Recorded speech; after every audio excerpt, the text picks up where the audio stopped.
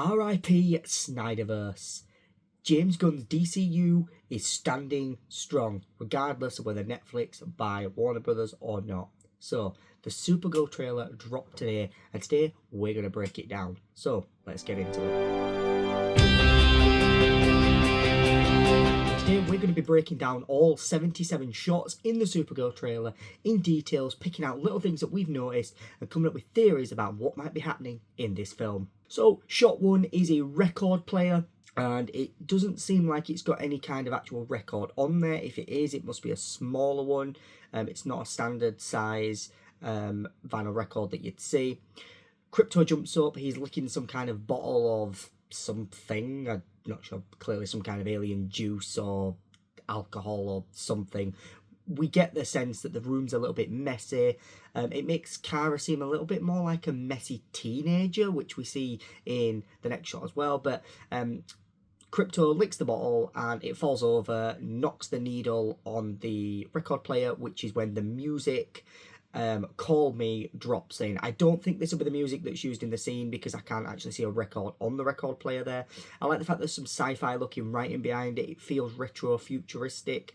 Something a little bit along the lines of the Fantastic Four First Step sort of vibes and sort of thing that it went for. Of course, this is James Gunn. He did create fictional languages for the MCU, so he's probably going to be doing very similar things and wanting very similar things in the DCU, especially considering this Supergirl film's set entirely, mostly all off Earth, which makes us really expand that kind of DC universe.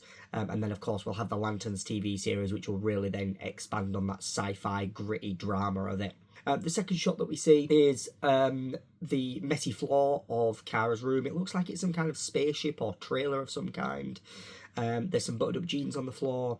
Krypto is following the sort of leakage of the bottle on the floor to like an open panel in the floor where it sparks and makes him jump. Shot 3, we see a wonderful shot of a Daily Planet newspaper, and spread across the front page is a headline about Superman saving Metropolis from a nuclear reactor explosion.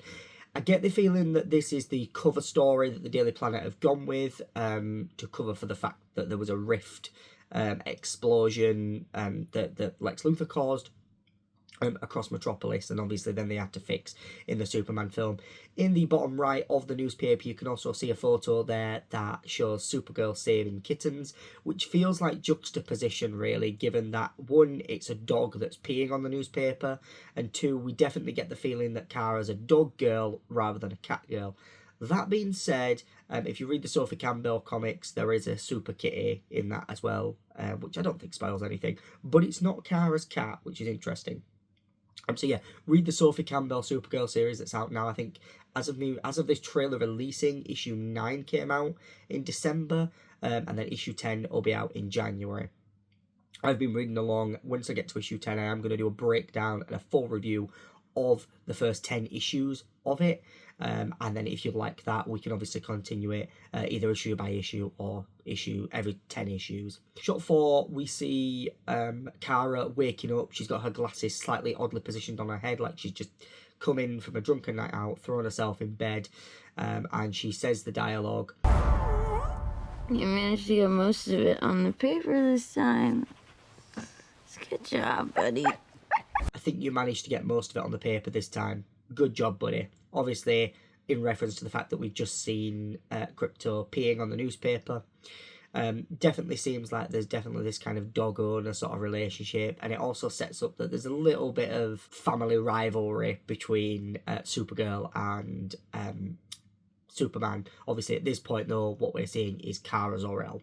In shot 5, we see a space bus that is near a bus stop in some kind of otherworldly planet. I think it's the Scottish Highlands where they actually filmed it, but it definitely seems otherworldly. There's just a bus stop in the middle of nowhere, and this spaceship kind of comes down and starts to prepare to land. We then see Kara sat at the bus stop as her hair's blown as the ship is sort of landing in the background, a shot that was also shown in the sort of pre-teaser trailer teaser that came out the day before the teaser when they announced that the trailer was going to be dropping on the 11th of December. The next shot that we see is then the actual, it's a wider shot where we see this kind of bus spaceship landing. There's something about it that reminds me, there's something about this whole sequence and the rustic feel of it that reminds me of the Netflix film The Electric State. But I dig it. I think it's a brilliant, I think it's so great. I think the visuals in this trailer just sell the film for me. On top of the fact that it's a Supergirl film, and I'll touch on that towards the end of the trailer. But we see the bus kind of land. We then cut to shot 8 of the trailer, where we see the bus doors open and we see the bus driver, who doesn't look too happy to be seeing Supergirl getting on the bus. I kind of get the feeling from this shot that maybe he picks her up from here a little bit too often, and normally she's a little bit got a bit of a hangover, is what the feeling I'm getting that she's got here, because she's been drinking on planets with a red sun, which, as we know, would deduct her powers. Obviously, we've just seen the doors open. In shot 9, we then see Kara at the bus stop as she's kind of getting ready to get on the bus, and we've been hearing this dialogue where she says, "I, Kara Zor-El." And as the bus door opens and she sees the driver, we hear her say, "Here I declare." And then we see, obviously, Kara at the bus door, ready to board, as she finishes that line of dialogue saying, "Here I declare."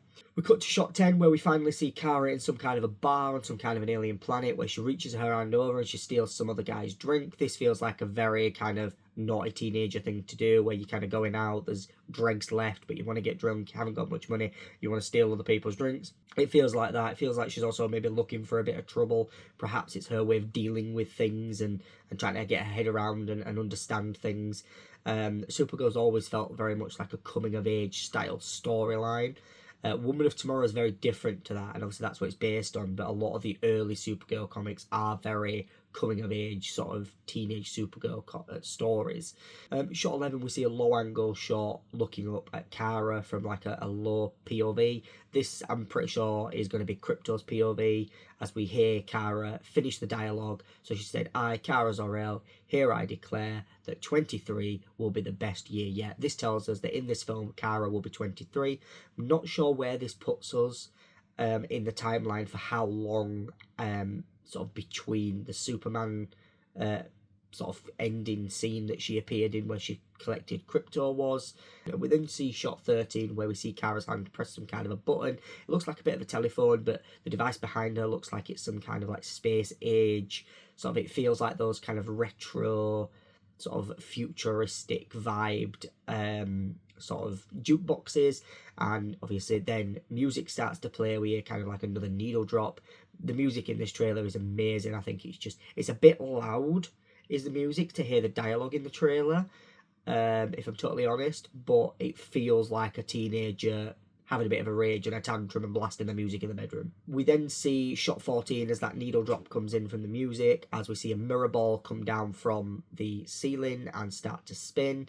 And then we cut to shot 15, which is Kara just absolutely jamming out to the music that's in the trailer. I don't think it'll be the music that we see in the scene, but obviously it fits well with the music in the trailer at this moment. She's obviously having a good boogie, she's enjoying herself, clearly a little bit drunk and having a bit of fun. We then cut to shot 16, which is a shot of Kara from above, as she's sort of talking to Krypto. We can sort of see Krypto below her as she says, "Let's be honest, babe." We then see shot 17, which is then when we see the shot of Kara from, again, lower angle, back almost like Krypto's POV, where she says, Not a very high bar to clear. So what she's basically saying is that obviously she's declaring that her 23rd birthday is going to be the best year yet, but actually all her other years have been pretty rubbish too, so it's not a very high bar.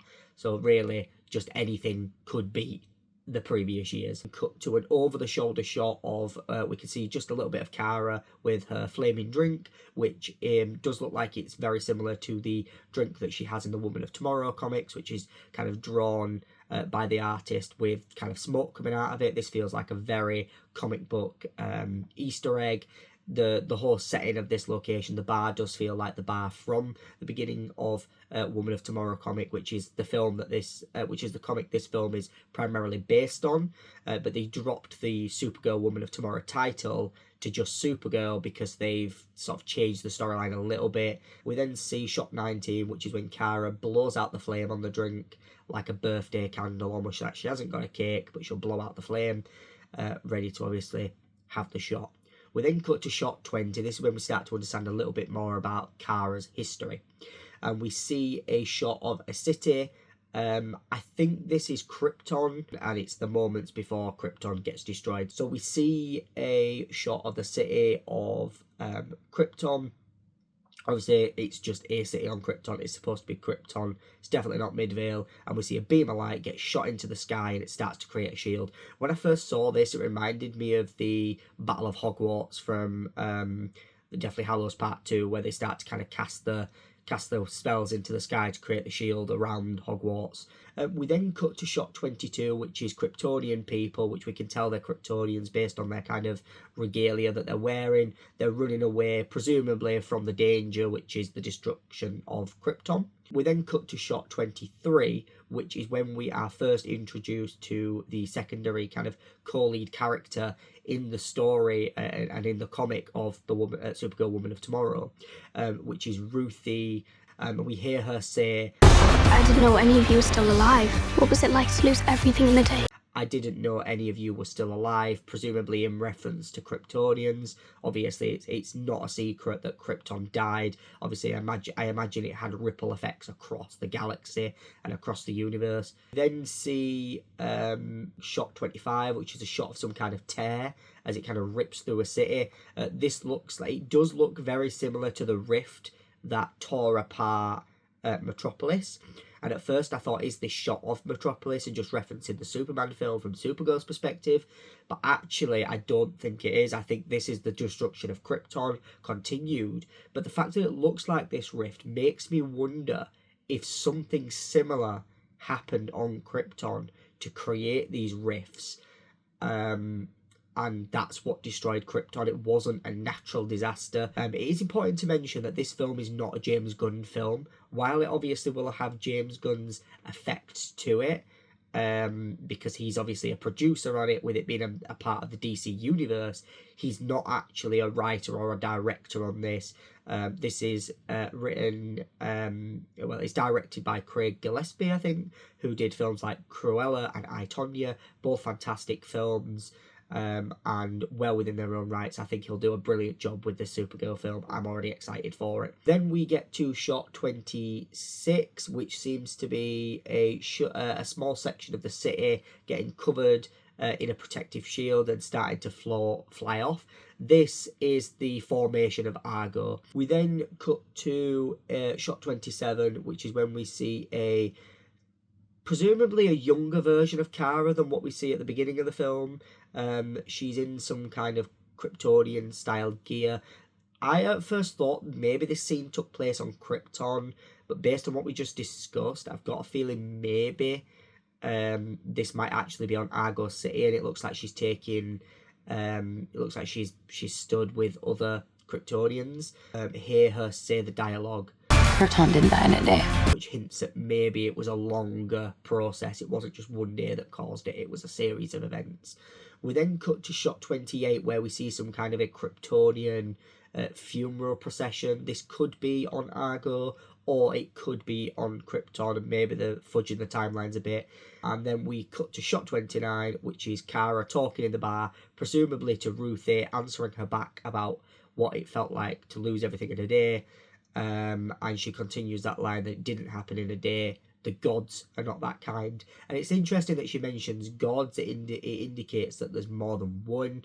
We then cut to shot 30, where we see Kara in space screaming about something. Cut to shot 31, which is some kind of spaceship of some kind, just kind of flying through this atmosphere. It looks like a slightly different ship to the one that Kara gets on, because that was a little bit more like a peanut shape, if I could say that. It was a bit more of a peanut shape and a little bit more oval shape, maybe like a pill rather than more like a bus. whereas what we actually see here is it's quite rectangular. I've got a feeling this might be the ship that we see later on in the trailer that's crashed, but it could be another ship entirely. We then cut to shot 32, which is Kara kind of walking with a bit of purpose through a puff of smoke, to shot 33, which is kind of a shot of behind, as if we've kind of stood where the smoke was, as we see her continue walking into some kind of city. It looks like a bit of a junkyard city, and a lot of the next sections of the trailer seem to be centered around this kind of area. We then cut to shot 34, where we see multiple life forms, and I really like this. They're sort of pointing lasers, which we know is at Kara and Ruthie later on. But actually we can see different life forms. I appreciate the world building here, that it's not just human looking aliens. There's different creatures in that room, and it reminds me a little bit of the sort of the bar scene in the first Star Wars films. We then see a shot 35, which is when Kara and Ruthie kind of run into the room. There's an alien creature sat at a table. Reminded me of the Pike from Star Wars Outlaws. I don't know why, even though it looked nothing like it, but it was just that vibes. And they come in, and obviously we see that they're pointing the laser guns at them. The camera in shot 36 then kind of spins around Kara as she says the dialogue. Okay, this does not look like this is gonna end well. We then cut to shot 37, where the aliens kind of... It feels like a bit of a pointless shot, but it feels like it's just the aliens reinforcing their grips on the gun, making sure they're reloaded. There's also a big guy with a big green weapon. I'm wondering if this is maybe like someone with a kryptonite weapon, because they know Kara's Kryptonian. They know kryptonite's her weakness. Perhaps, it looks like a kryptonite sniper, if I'm totally honest, which if she got shot at that close range, it'd wipe her out. We then cut to shot 38, where we see a little bit more of this attitude from Kara, where she says, For you guys. in other words, obviously saying that, oh, okay, well, this doesn't look like it's going to end well for you guys, which sets up the fact that she's obviously about to kick their backsides. We then cut to shot 39, which is actually, we see Kara in the background blurred out as there's like a mace weapon that's on a chain that kind of drops into shot. It feels like the kind of a weapon maybe Lobo would use, but it's not Lobo in the shot, because we see who it is in the shot a little bit later on. We then cut to shot 40, where we see sort of Kara looking behind, as if she's like in an alleyway somewhere, checking she's not followed. So obviously this moment's either before she goes to the bar or after and she's escaped or something. It suggests that it happens before she meets Ruthie, because generally a lot of the shots after this you see her with Ruthie, whereas in this you don't see her. She seems on her own, so very odd that she's checking behind, but evidently she's aware of her surroundings. She knows that there could be some trouble around. We then cut to shot 41, where we see that Kara is then attacked by some of these men that look like they're some kind of a gang. They've all got these like the kind of spiky weapons on them, maybe bounty hunters of some kind. We then cut to shot 42, where we see her kind of grab the axe that she's about to be attacked with, and she sort of stops it somehow with her strength. We then cut to shot 43, which is a close-up of Kara as she grabs the axe and almost kind of looks quickly as if she's about to make a decision on how she's about to get out of the situation. Just looks badass in this moment. We then cut to shot 44, where she frees herself and attacks them with the axe. We then cut to shot 45, where we see Kara actually use her strength and the axe as she actually kind of like pulls and like throws one of these bad guys, enemies, towards and smashes them into the wall. We then cut to shot 46, where we see a man enter while fire burns behind them. Now this is Krem, from the comics. He's kind of like he is the sort of main villain-ish in the comic, who Ruthie is looking to sort of kill for killing her father. Then we cut to shot 47, which is a really quick shot of him close up as he bends down, as if he's like speaking to someone lower than him. I thought maybe this was Crypto's view at first, but I'm wondering if perhaps this is Ruthie's flashback, and actually this is going to be through the eyes of Ruthie, a sort of POV of what she saw when her parents were killed, maybe, and he kind of leaves her alive. We then cut to shot 48, which is Kara kind of stood, sort of looking behind to check danger. The camera pushes in on her, and there's people about kind of running from danger. Evidently something's about to go down. Shot 49, we then see Ruthie on a ship as it looks, because of the circular window, it looks like this could be like the bus that Kara gets at the beginning of the of the trailer, as she kind of unsheaths her sword. Shot 50, where we hear Ruthie say to Kara, Do others on your planet have powers like you? We then cut to shot 51, where we see Kara and Ruthie running down a corridor as that kind of last bit of dialogue sort of finished over that shot. We then cut to a shot for shot 52 from behind as they sort of run to the end of the corridor. We see Kara kind of scoop Ruthie up and they sort of dive out of a window. We then cut to shot 53, which is actually an outside shot as they kind of smash through the window, and it's like a lower angle. There's a few sort of men around.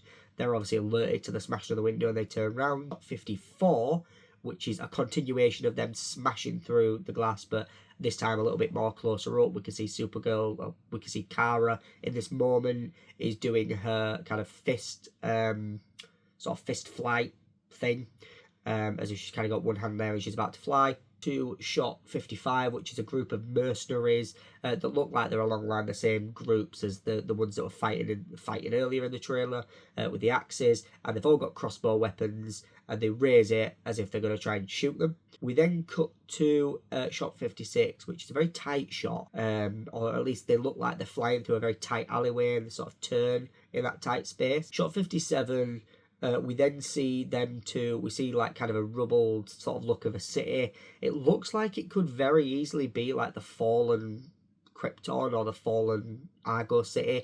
It could even be one of the worlds that sort of Krem's like taken over and destroyed, and it's just another city, just another country that they're just another world that they visit whilst tracking him down as they do in the comics.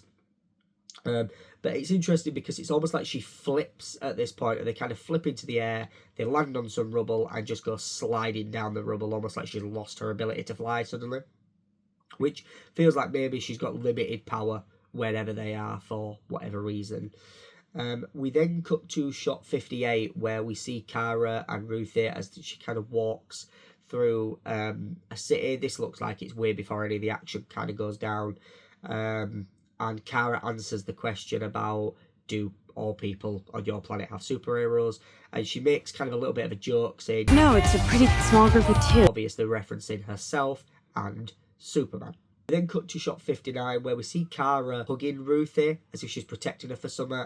And clearly something's coming for them, because within the camera pushing in, suddenly laser beams shoot from her eyes, and obviously she's attacking someone or she's doing something to save them in that moment. I think this scene looks badass. It's great to see that laser vision power, and how it kind of looks a bit different to Superman's a little bit, but it's also a very similar power to the way he uses it. So it'll be interesting to see her use her other powers as well. Cut to shot 60, where we see a ship crashing into some kind of a rock. And it looks like it's very easily just kind of going down, crashes into a rock. We then cut to shot 61, where we sort of see another angle of the ship crashing, as it kind of sort of moves in a circular motion. We then cut to a bit more of a slower moment. So we've seen a bit of action, and we cut back to a bit more of a slower moment, which is shot 62, and we see a shot of sort of what looks like Crypto laid on some kind of a table. He looks like he's a bit weak. Kara's clearly knelt. She's sort of stroking him gently.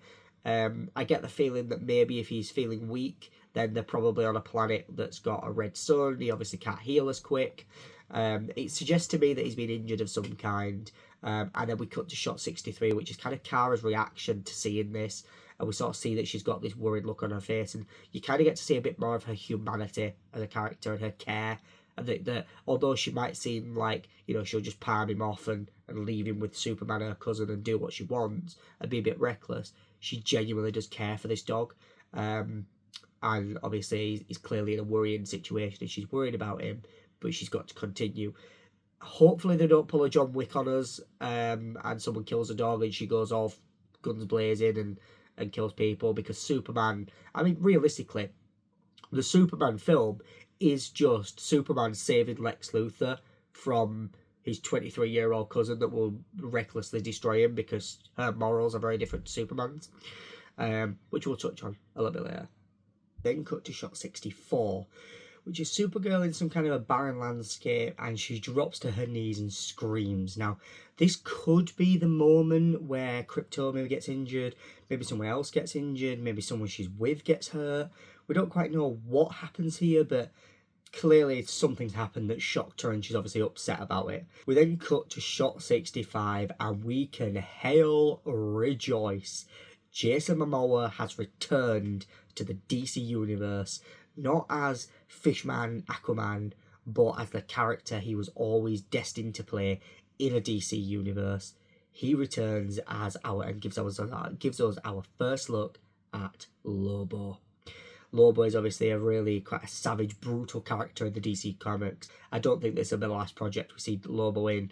I can see him cropping up in quite a few projects in the future.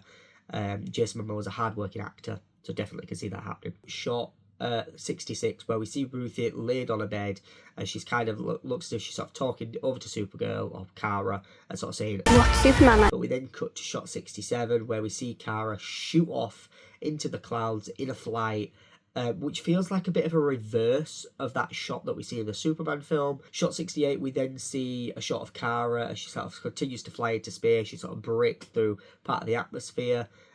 Possibly this is like leading up to the moment where she sort of screams earlier on in the trailer in space. We then cut to shot 69, where we see her exit this planet's atmosphere. Looks like there's a bit of a yellow sun there, hence why she's able to fly off-world. So we cut to shot 70, where we finally see Supergirl, and we get a push-in shot as the sort of sun silhouettes her at first, and then we see her in her costume with a beautiful emblem on the chest. I love how this costume feels very much like the new Superman costume, but it also feels unique and also seems to blend the Woman of Tomorrow costume a little bit as well, which we do see a little bit more of later on with the boots. And as we kind of push in, her face is revealed a little bit more with her sort of hair as she delivers the dialogue. He sees the good in everyone, and I see the truth.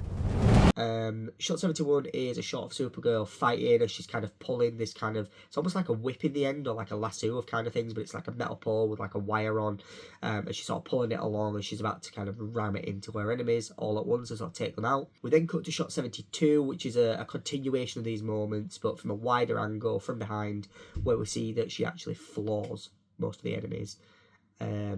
Where we see that she sort of floors most of the enemies, taking loads of them out at once. We then cut to shot 73, where we sort of see a high angle of this shot.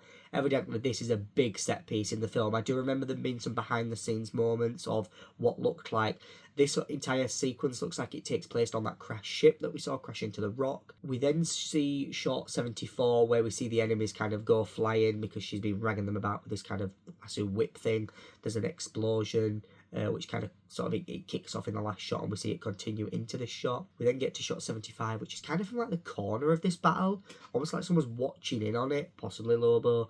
And we see that this battle's continuing. It just gives us a feeling that there's a lot of coverage and a lot of things. This is going to be a big battle and a big part of the film. We then cut to shot 76, which is we see Supergirl from behind. We get to see a little bit more of her costume. We see the cape flowing finally, which I think looks wonderful. She's got that very Supergirl fighting stance going on. We can see a little bit more of those boots there as well, which are reminiscent to the ones that we used in the Tom King Woman of Tomorrow Supergirl comic. And then we see the explosions kind of going off behind her. Evidently this is all after she's like started to calm down a little bit after just taking out all these enemies. And then of course we cut to the Supergirl logo. I wasn't going to include shot 77 as a shot because it's just the logo, but I thought it was worth showing because it's slightly different. But yeah, that is the Supergirl trailer in a nutshell. Obviously there's little bits of text that appear in there, like from from Craig Gillespie. There's a little bit of text in there that's like this summer, and stuff like that. And there's other text in there, but you get this kind of greatest things in there. I didn't include them in the breakdown because I just wanted to talk about the shots itself. But overall, What do I think? I think based on this trailer alone, get me to the cinemas now. I want to book up the entire cinema for myself and be watching it simultaneously in 1,000 cinemas at once. I have waited for a Supergirl film like this for so long. I was so excited to hear who they was going to cast as Supergirl. I'd never really seen anything that Milly Alcock had done prior to Supergirl. I did watch her in the Netflix series Sirens just to kind of check out what her acting was like. And obviously that was post seeing her in the Superman film. And I did say it at the time, I think, when I was sort of talking about the Superman film. But I did feel that seeing her in the Superman film, I was like, yeah, that's Supergirl. Like, you don't even have to show me a trailer for the Supergirl film. I'm convinced. I'll go see it. I mean, it's a DC film. I'd see it anyway. But this feels like it's gonna... It feels like it's really going to captivate an audience, and this could be a generational movie. It's going to really expand the DC universe in such a massive way. It's a bit of a risk for the studio to take to release this kind of a film, because the previous films have flopped a little bit, but the comic it's based on, and based on what we can see from the footage in the trailer, it looks like they're going to keep very close to that comic in terms of the story. The comic it's based on is hailed as one of the best Supergirl comics ever. So I'm really excited to see where that goes, really excited to watch the film. Let me know what your thoughts are in the comments below. Are you looking forward to seeing the Supergirl film? Was there any kind of Easter eggs or anything in the trailer that I've not mentioned at all? I didn't really do an Easter egg breakdown, I normally do a trailer breakdown, but was there any Easter eggs or little hints or things that you pointed out? Have you got any theories for the film? Have you got any theories for the DCU overall?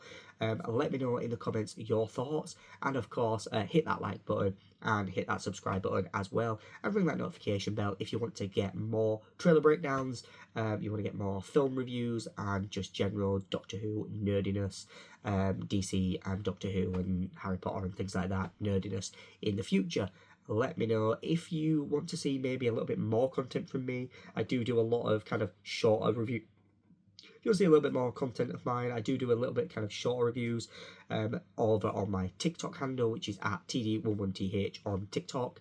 Over there, I'll do things like quick breakdowns or quick spoiler-free reviews of, most recently, The War Between the Land and the Sea, episodes 1 and 2.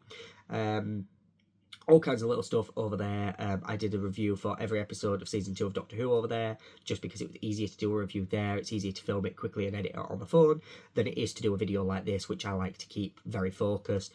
I am going to do a TikTok kind of, not a breakdown, but my thoughts on the trailer for a TikTok video.